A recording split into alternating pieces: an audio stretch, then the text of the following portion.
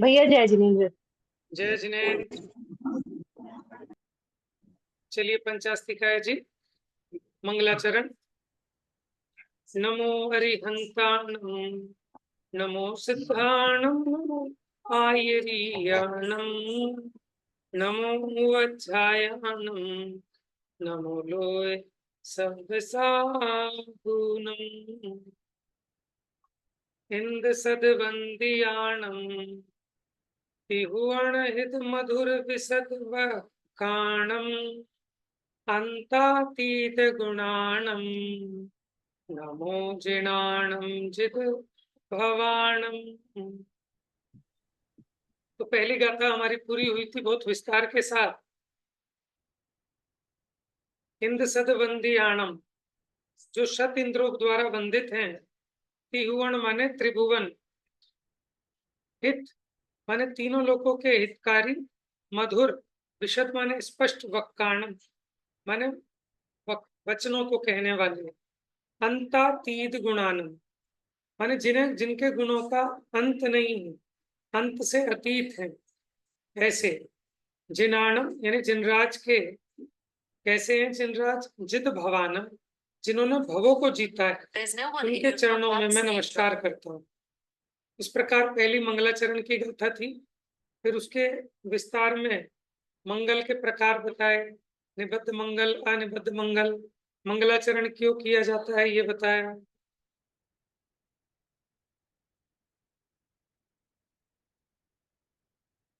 दिख रहा है आप लोगों को स्क्रीन पर?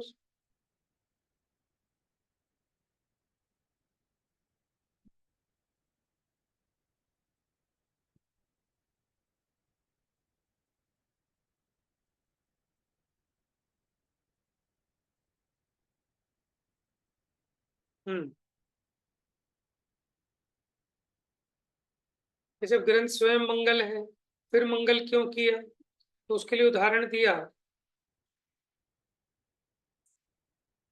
कि जैसे सागर की अर्चना जल से की जाती है, सूर्य की अर्चना दीपक से की जाती है, ठीक है। उसी प्रकार ये ग्रंथ भले ही मंगल रूप है तो भी यहाँ मंगल किया जाता है। अब दूसरी गाथा भी हमने प्रारंभ की थी। पहली गाथा में हमने अपने इष्ट देव जिनेन्द्र भगवान को नमस्कार किया, दूसरी गाथा में हमने जिनवाणी को याद किया, ठीक है। दूसरी गाथा फिर से देखते हैं। समण मुहु गद मठम चतुर्गति निवारणम सणिपाणम तेसोपणमी शिरसा समय मियम सुनः वोच्छामि। समण मुहु गद मठम माने श्रमणों के मुख से जिसका उद्गम हुआ है। चतुर्गति निवारणम, चार गतियों के दुख को निवारण करने वाली है। सणिपाणम, निर्वाण सहित निर्वाण देने वाली। ऐसो प्रणमीय सिरसा माने मैं सिर को प्रणमीय माने झुकाकर, मैंने सर झुकाकर प्रणाम करता हूँ। समयम यम सुनः वोच्छामि, तो मैं यहाँ समय को कहूंगा, सुनः उसको सुनिए। वोच्छामि, वोच्छामि मैंने कहूंगा, सुनः मैंने सुन। हाँ जी पढ़िए अन्वयार्थ।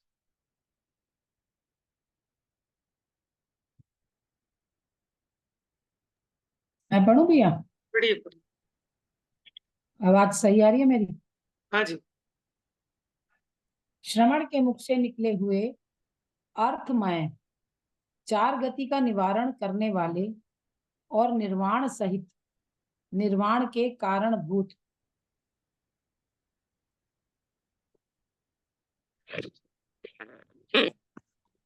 अभी करता हूँ।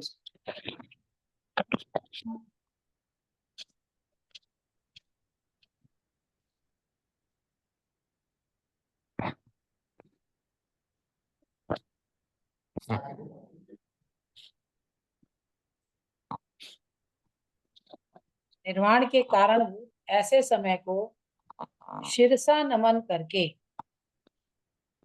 मैं उसका कथन करता हूँ, वह श्रवण करो।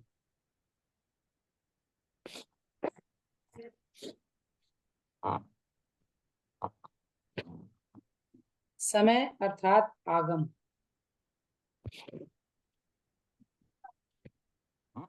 उसे प्रणाम करके, समय अर्थात आगम, उसे प्रणाम करके स्वयं उसका कथन करेंगे, ऐसी यहाँ श्रीमद् भगवत कुंद कुंद आचार्य देव ने प्रतिज्ञा की है। वह समय या आगम प्रणाम करने एवं कथन करने योग्य है, क्योंकि वह आप द्वारा उपदिष्ट होने से सफल है।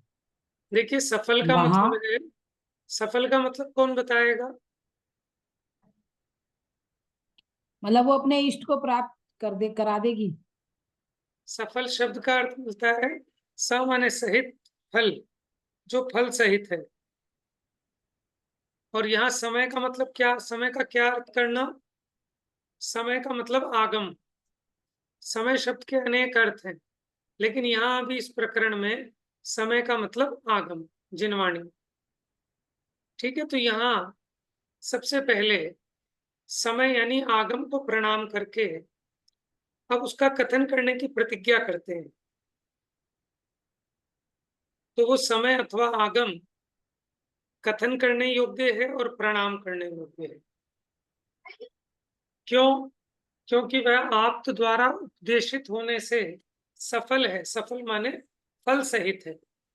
ठीक है, यानी अपने हमारा जो प्रयोजन है उसको सिद्ध करने वाला है।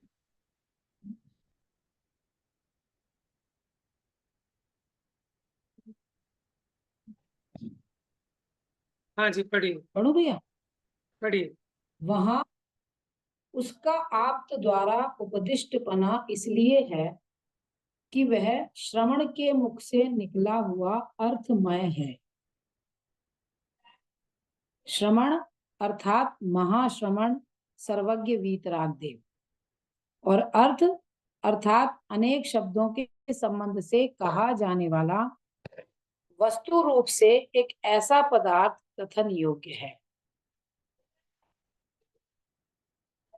पुनश्च नारकत्व, त्रियंचत्व, मनुष्यत्व तथा देवत्व स्वरूप चार गतियों का निवारण करने के कारण साक्षात परतंत्रता निवृत्ति लक्षण रूप एवं शुद्धात्म तत्व की उपलब्धि रूप निर्वाण का परंपरा कारण होने से स्वतंत्रता प्राप्ति लक्षण रूप फल के सद्भाव का कारण होने से उस समय या आगम की सफलता है। भैया आवाज नहीं आ रही आपकी? हाँ जी, उसका सफलपना बता रहे हैं कि वो फलदायक है। अब देखो, अर्थ शब्द का अर्थ क्या दिया यहाँ पर। देखो, पहले तो ये बताया, ये देखिए आप, उसका आप द्वारा उपदिष्टपना इसलिए है कि वो श्रवण के मुख से निकला हुआ अर्थमय है। ठीक है, आप के द्वारा उपदिष्ट मतलब श्रवण के मुख से निकला हुआ अर्थमय है। श्रवण अर्थात, श्रवण का मतलब यहाँ मुनिराज नहीं। अगर अनंत मुनिराज देव। भी लो तो स्नातक मुनि लेना। अरंत भगवान को स्नातक मुनि कहते हैं। ठीक है, परम गुरु कहते हैं। तो यहाँ श्रवण मतलब महाश्रवण, सर्वज्ञ वीतराग देव के मुख से निकला हो अर्थमय। अब अर्थ क्या है ये याद रखना, अर्थ का सभी लोग। अनेक शब्दों के संबंध से कहा जाने वाला, अनेक शब्दों के संबंध से कहा जाने वाला वस्तु स्वरूप से एक ऐसा पदार्थ कथन योग्य है।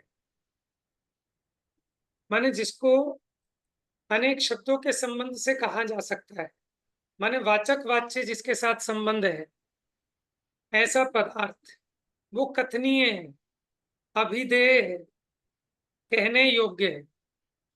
ठीक है, उसको अर्थ कहते हैं।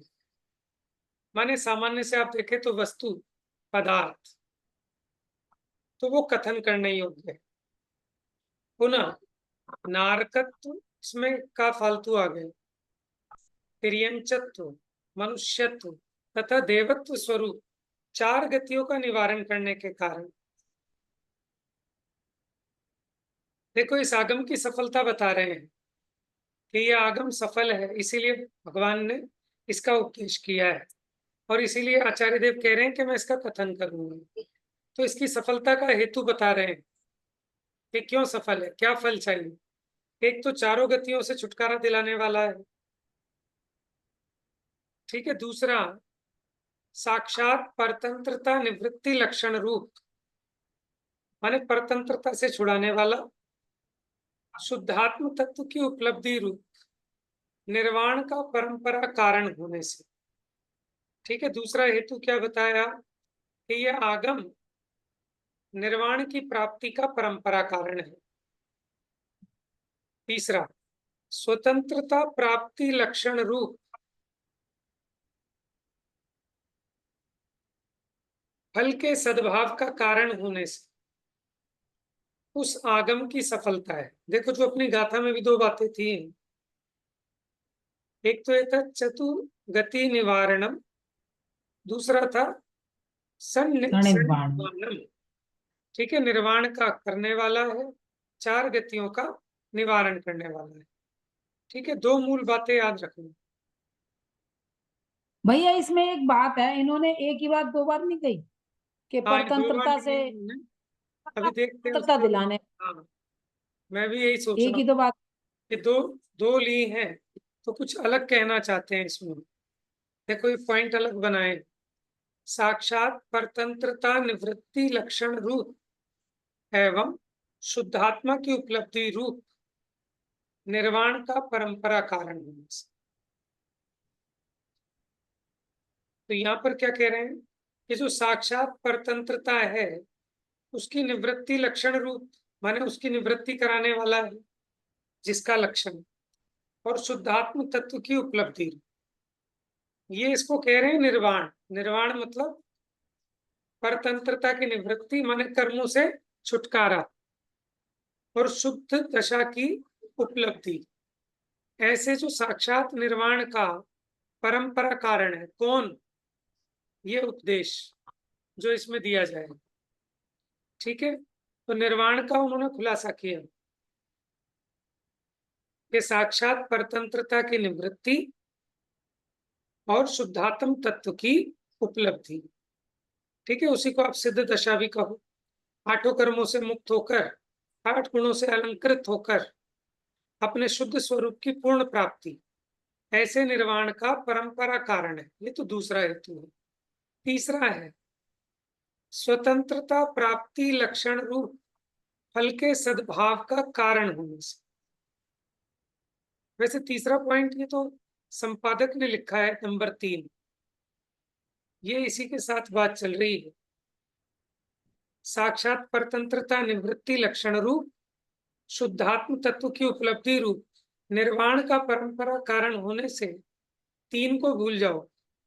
स्वतंत्रता प्राप्ति लक्षण रूप माने ऐसी स्वतंत्रता को दिलाने वाला होने से उस समय या आगम की सफलता। दो ही पॉइंट है ये, जो 1 2 3 नंबर दिया है ना, ये टीकाकार ने नहीं दिया। देखो,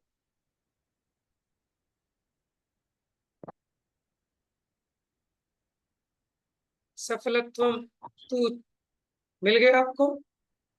चतस्रणा नारक अच्छा, तिर्यक मनुष्य देवत्व लक्षणानाम गतीनाम गति ना। कारणत्वात् साक्षात पारतंत्र निवृत्ति लक्षणस्य निर्वाणस्य शुद्धात्म तत्वोपलम्ब रूपस्य परंपरया कारण। भैया ये संस्कृत है, संस्कृत कौन लिखता है ये? ये संस्कृत तो, ये समय व्याख्या है ना, ये अमृतचंद्र आचार्य ने लिखी है। अच्छा, ये टीका उनकी ठीक संस्कृत में ही टीका है, ठीक। ठीक है। तो ऐसी स्वातंत्र प्राप्ति लक्षण से फल से सद्भावादिति, ये ऐसा इस आगम की सफलता। यानी दो बातें, परंपरा निर्वाण का कारण है, चारों गतियों का निवारण करना, इसलिए आगम सफल है। इसीलिए भगवान के मुख से उद्भूत हुआ है, ये उपदेश करने लायक इसलिए मैं इस आगम को कहूंगा। क्योंकि कोई किसी का प्रश्न हो सकता है ना कि हम क्यों सुने तुम्हारी बात। माल बेचने वाला भी जब तक अपने माल की उपयोगिता नहीं बताएगा तो सामने वाला क्यों खरीदेगा। तो यहाँ कि हम जो यहाँ अर्थ के स्वरूप को कहेंगे भगवान द्वारा उपदिष्ट है, इससे उसकी प्रामाणिकता सिद्ध हुई कि मैं अपने घर से नहीं कहूंगा, सर्वज्ञ के वचन प्रामाणिक है तो वही कथन करूंगा। दूसरा, इसकी सफलता, क्योंकि ये परतंत्रता से छुड़ाने वाला है, दुखों से निवृत्ति, ठीक है, और शुद्धात्म स्वरूप की प्राप्ति कराने वाला है, चार गतियों के दुख से निकालने वाला है। इसलिए मैं अब इस आगम को, इस अर्थ को कहूं, अर्थ समय को, समय माने आगम। अभी और दूसरी टीका भी पढ़ेंगे इसकी और स्पष्ट।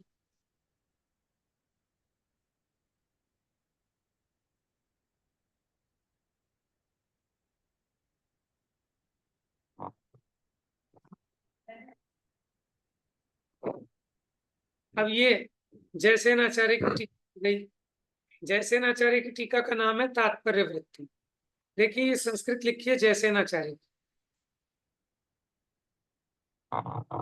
ये यहाँ से चालू हो गई थी, लिखा है ना नीचे, ये तात्पर्य वृत्ति गाथा दो।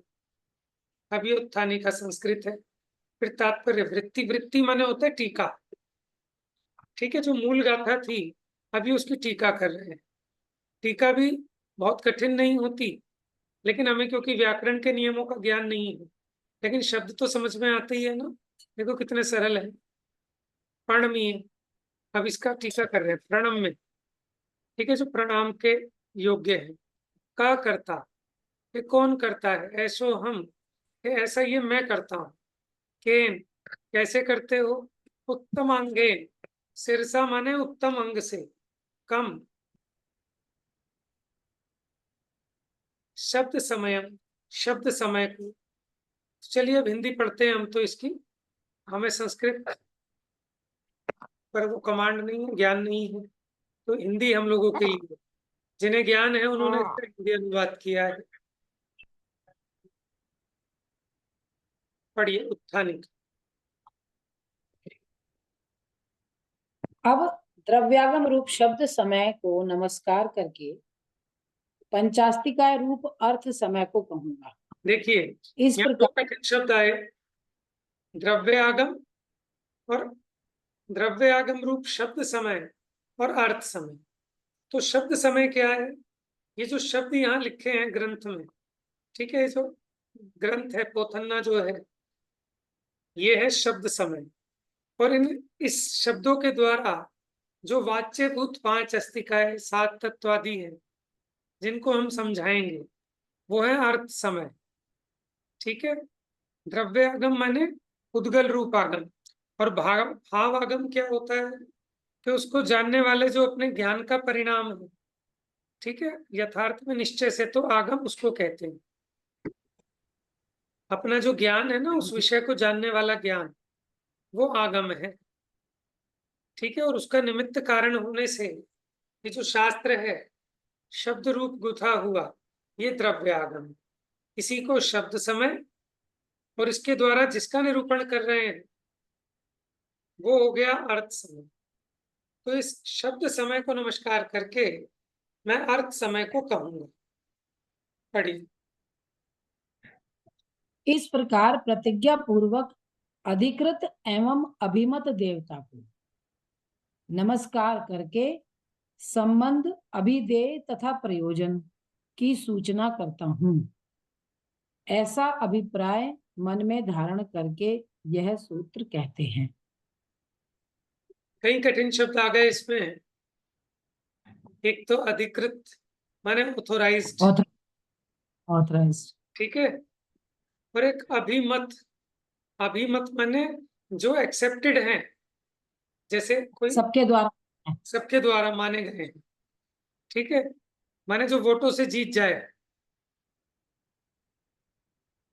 बहुमत प्राप्त है, जिसको जिसको सब मानते हैं, क्योंकि अनंत के मुख से प्रसूत हैं, और अनंत भगवान इसके लिए अधिकृत हैं, क्योंकि वो सर्वज्ञ हैं और वीतरागी हैं। इसलिए उनके वचन सर्वज्ञ हैं, इसलिए सच्चे होते हैं, वीतरागी हैं इसलिए उनके वचन अच्छे होते हैं, क्योंकि कषाई जीव के वचन भले ही आपको सुनने में अच्छे लगे लेकिन अच्छे नहीं होते। जिनके राग द्वेष नष्ट हो गया वही हितकारी हैं।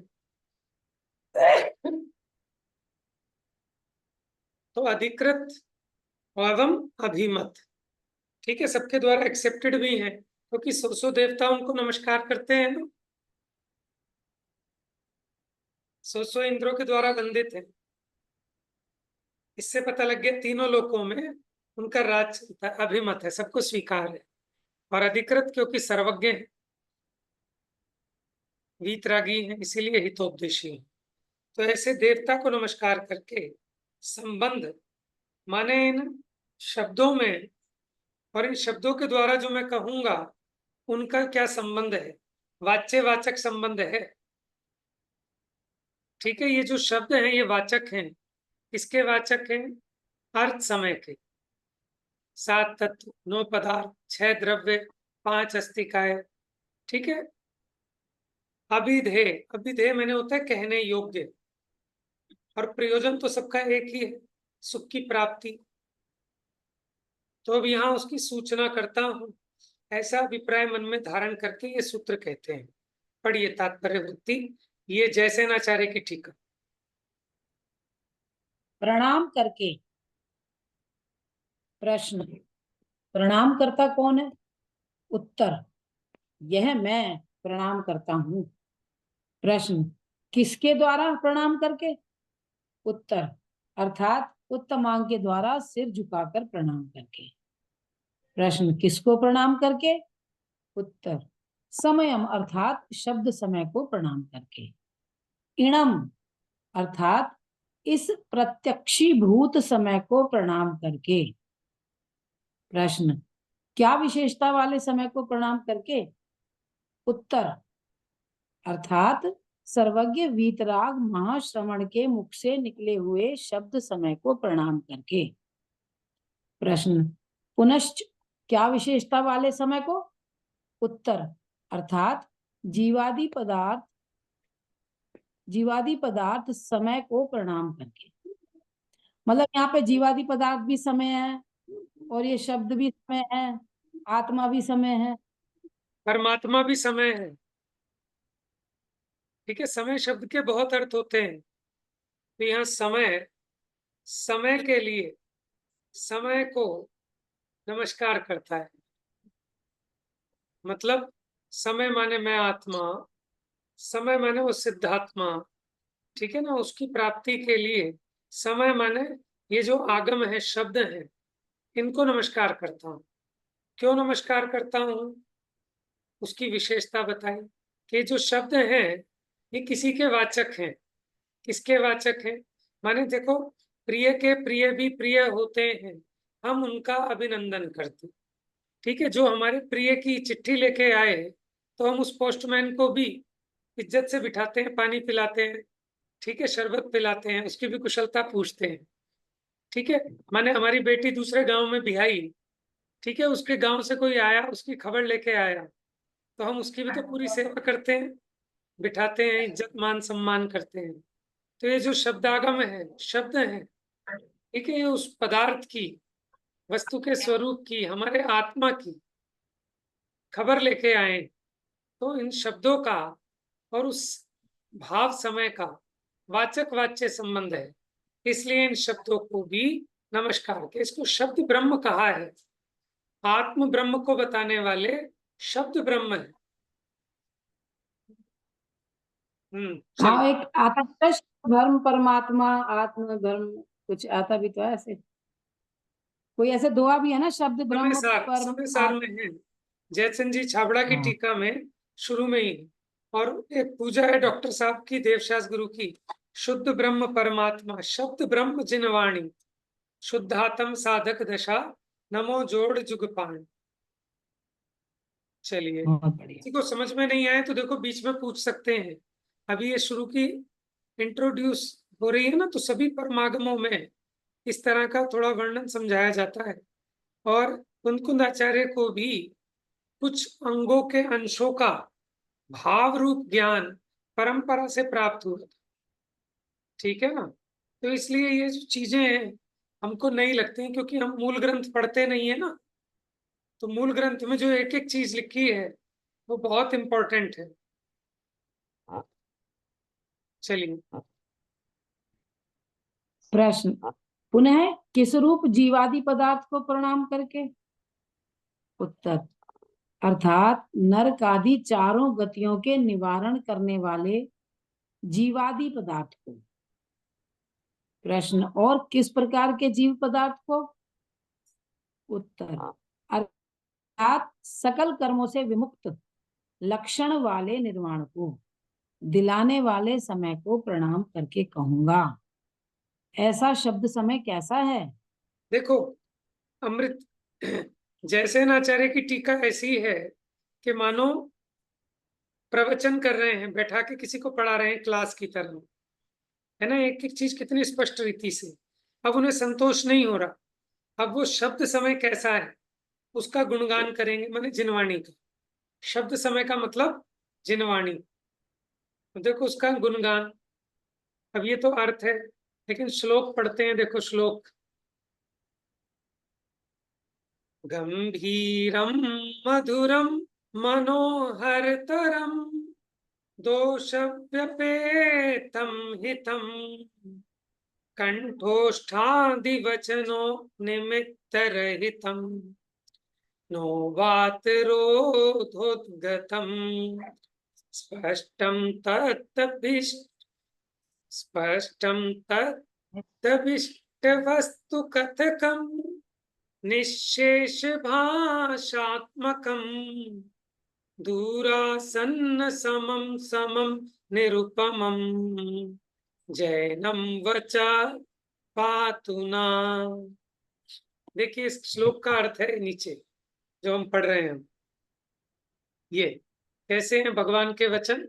शब्द समय कैसा है, पढ़िए। गंभीर, गंभीर, मधुर, अति मनोहर, दोष रहित, हितकारी, कंठ ओष्ठ आदि के निमित्त से रहित, उच्छ्वास के अवरोध से जो उत्पन्न नहीं है, ऐसे जो अभीष्ट वस्तु स्वरूप है उसके स्पष्ट कथन करने वाले, समस्त भाषा स्वरूप, दूरवर्ती एवं निकटवर्ती जीवों को समान रूप से कर्ण गोचर, अनुपम जैन वचन, दिव्य ध्वनि मेरी रक्षा करे।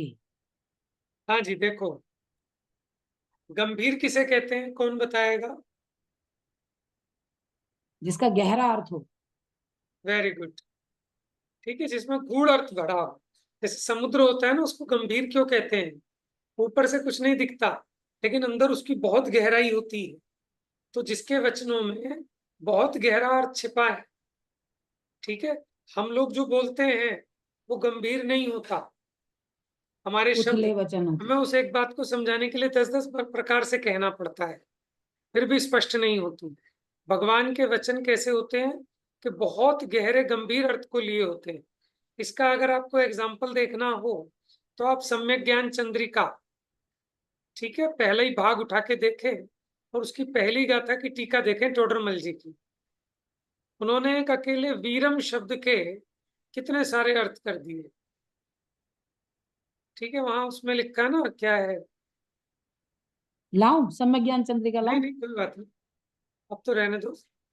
तो वहां आप लोग सब लोग देखना अपने आप, हम आपको सॉफ्ट कॉपी भी होगी वो भेज देंगे, ठीक है। वीरम, वीरम शब्द का महावीर अर्थ तो है ही, उसके अलावा 2400 तीर्थंकर भी उसका अर्थ निकलता है, जिनवाणी भी निकलता है, अरहंत सिद्ध आचार्य उपाध्याय साधु भी निकलता है, ठीक है। ऐसे उन्होंने अनेक अनेक अर्थ निकाले पूरे तर्क से। तो कभी देखना आप लोग, उसको पढ़ना, तब आपको समझ में आएगा। देखो गंभीर क्या होता है, कि उस एक शब्द में कितना रहस्य भरा होता है। मधुर, कि आपके कानों को भी अच्छे लगे। अति मनोहर, मन को हरने वाले। देखो जैसे श्रेणिक चारित्र है, आप लोगों ने पढ़ा है ना। अब हम लिखे हैं श्रेणिक चारित्र, तो हम कैसे लिखेंगे? कहानी सुना देंगे 1 घंटे में पूरी। लेकिन आचार्यों ने जब लिखा तो उसे कितने मनोहर रीति से लिखा कि पढ़ने वाले को बड़ा स्वाद आता है और उसका चित्त उसमें लगता है कि अभी और थोड़ा पढ़ लूं, और थोड़ा पढ़ लूं, और थोड़ा पढ़ लूं। ठीक है, मनोहर, दोष रहित। दोष क्या होते हैं? राग द्वेष आदि दोष होते हैं। और जो कथन है वो निर्दोष होना चाहिए। जैसे हमने कहा कि रात को मांस नहीं खाना चाहिए। ये वचन निर्दोष है कि सदोष है? दोष दोष सहित है, दोष सहित। क्यों, क्या दोष आ रहा है क्या इसमें? इसका मतलब क्या दिन में खाना चाहिए? इसका मतलब क्या दिन में खाना हाँ, चाहिए? तो इसमें से बात निकल रही है कि दिन में खा लेना चाहिए। समझ में है? जैसे किसी ने कहा कि ब्राह्मण की हत्या नहीं करनी चाहिए, मतलब बाकी सबकी कर देनी चाहिए। तो ये दोष है। ऐसे दोषों से रहित होती है भगवान की वाणी। ठीक है, हितकारी होती है। हितकारी और मधुर में अंतर है। मधुर तो वो है जो कानों को मीठी लगे, और हितकारी वो है जो आपका भला करे, कंठ होठ के निमित्त से रहे। जब भगवान की दिव्य ध्वनि खिलती है तो हमारे जैसे बोलते वक्त होठ हिलते हैं, कंठ हिलता है, ऐसे उनका ये इसमें मूवमेंट नहीं है। उच्छ्वास के अवरोध से जो उत्पन्न नहीं है ऐसे। अब हमारे वचन तो कैसे होते हैं कि वो हवा है, उच्छ्वास के अवरोध से उत्पन्न होते हैं। उनका ऐसा नहीं है। जो अभीष्ट वस्तु स्वरूप है उसके स्पष्ट कथन करने में। अभीष्ट माने जो अपने लिए प्रयोजन भूत वस्तु का स्वरूप है, उसका स्पष्ट कथन करते हैं। भगवान की वाणी ऐसी नहीं होती कि जो संशय को पैदा करे। हमारे वचन तो ऐसे होते हैं दोष रूप, कि जिससे सामने वाले को डाउट खड़ा हो जाए।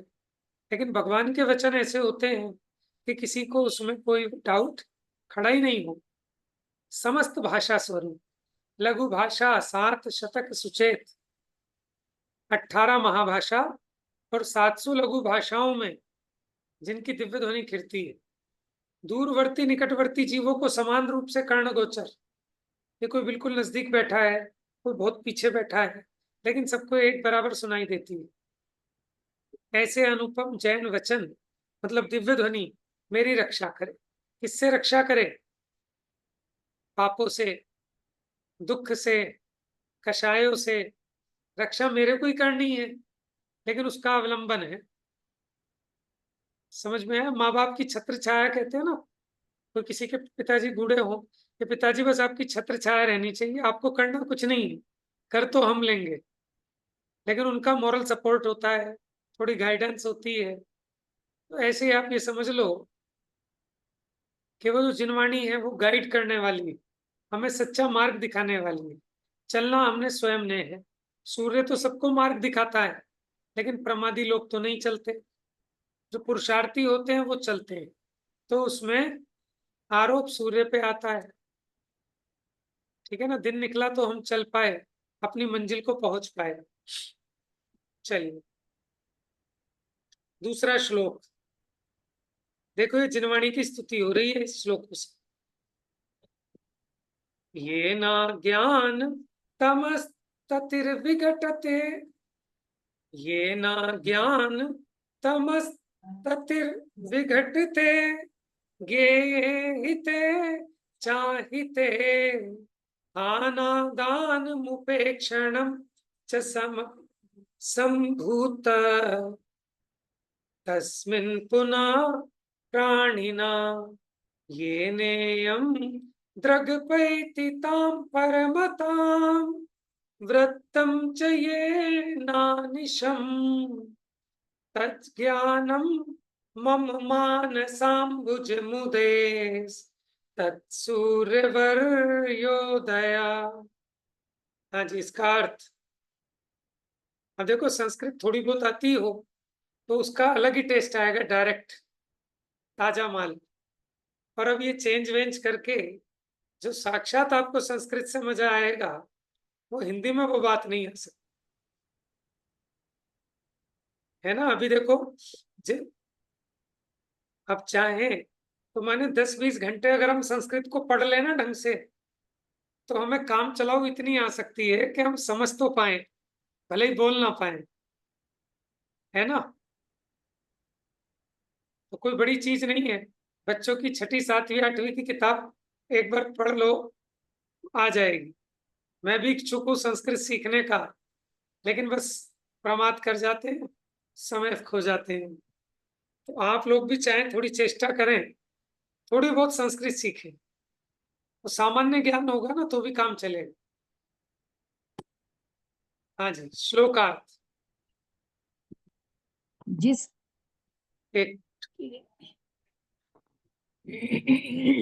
हाँ जी, जिसके कारण जिस जिसके कारण प्राणियों का अज्ञान अंधकार का फैलाव विघटित होता है जैसे और बादल हित तथा सूर्य के निकलने पर जैसे बादल विघटित हो जाते हैं, ठीक है, उसी प्रकार जैसे अंधेरा छट जाता है, ऐसे ही जिसके कारण प्राणियों का अज्ञान अंधेरा नष्ट हो जाता है।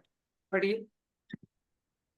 और हित तथा अहित का ज्ञान होने पर त्याग तथा ग्रहण में उपेक्षा मध्यस्थता होती है हाँ जी, और हित का ज्ञान हो गया,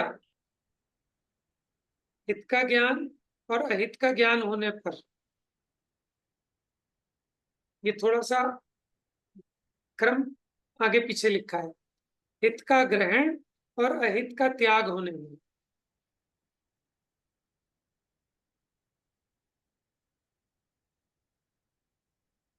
उपेक्षा,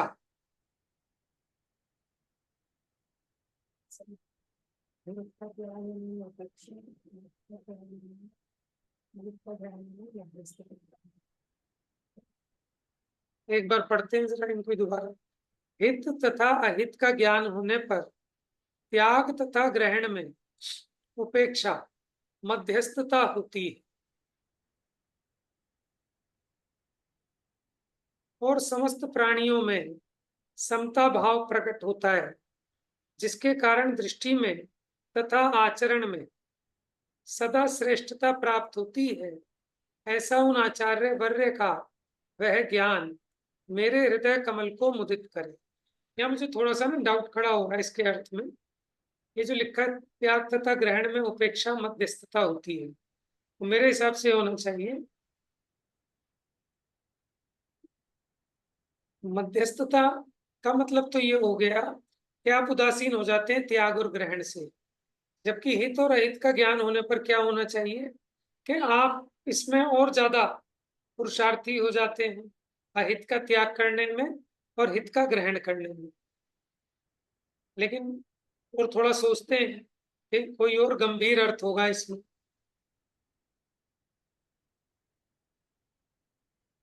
संस्कृत में देखते हैं इन्होंने इसका अर्थ किया है कि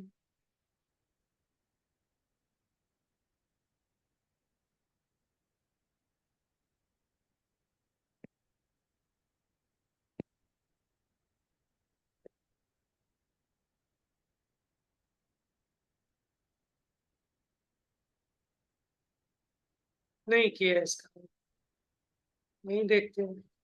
ये ना ज्ञान तमस्ततिर विघटते ज्ञेये हिते उपेक्षणम आनादान। आदान मैंने ग्रहण करने योग्य, हान मैंने त्यागने योग्य। यहाँ तो उपेक्षण ही लिखा है।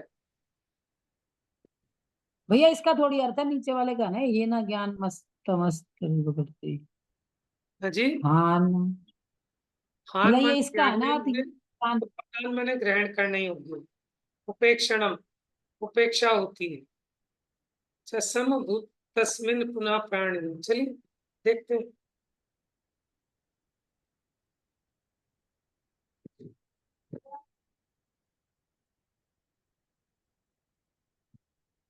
हाँ, चलिए हम और आप भाव समझ लेते हैं, इसमें दोनों तरीके से समझ लेते हैं।